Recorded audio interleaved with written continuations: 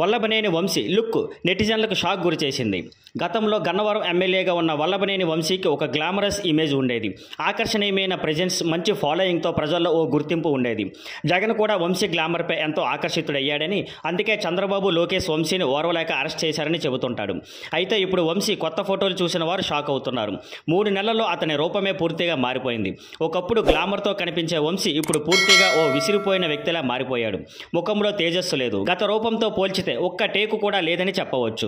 ఇంత మాటికి ఈ ఫోటోల్లో ఉన్న వ్యక్తి వల్లభనేనని నమ్మలేనంతగా మారిపోయాడు.